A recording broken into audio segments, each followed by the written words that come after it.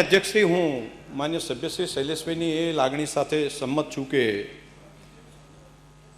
અંતિમ સ્થાન જેને બધાને એક જ જગ્યાએ જવાનું છે, તો એ જો સામૂહિક હોય તો મને લાગે છે કે સમરસતાનો ભાવ પણ થશે.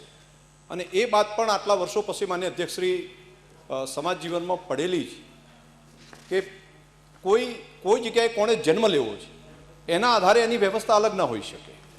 દરેકનું લોહી કુદરતે એક જ બનાવ્યું છે. દરેકને પરમાત્માએ જીવવા માટેનો અધિકાર પણ એક સાથે જ આપ્યો છે. તો વર્ષો સુધી એટલે સદીઓ સુધી જે દલિત સમાજને માન્ય અધ્યક્ષશ્રી સામાજિક વ્યવસ્થાને કારણે જે પ્રમાણે એક પ્રકારનો અન્યાય માન્ય અધ્યક્ષશ્રી થયો છે, તો હવે પ્રોએક્ટિવ થઈને જો સમાજ જીવન તરીકે બધા ભેગા મળી અને એક દિશા નક્કી કરીએ કે એને નજીક લાવી એકબીજા એ ઓતપ્રોત થઈ અને સમરસતાનું વાતાવરણ બનાવીએ તો માન્ય અધ્યક્ષશ્રી સારું થશે. આની પહેલ સ્વેચ્છાએ સરકાર તો અનેક યોજનાઓ માન્ય અધ્યક્ષશ્રી મૂકી છે જે બાબા સાહેબના રસ્તા ઉપર ચાલી અને બધાને એક કરવા સમરસતાની વાત એ તો લીધું જ છે. પરંતુ મારે આ વિધાનસભાના તમામ માન્ય સભ્યશ્રીઓને પણ વિનંતી હતી કે સમરસતાનો ભાવ ઊભો કરવા માટે પહેલ રાજકીય આગેવાન તરીકે આપણે જ ક્યાંક ને ક્યાંકથી કરવી પડશે. તો હું માનું છું કે એનો પરિણામ ખૂબ સારા આવે.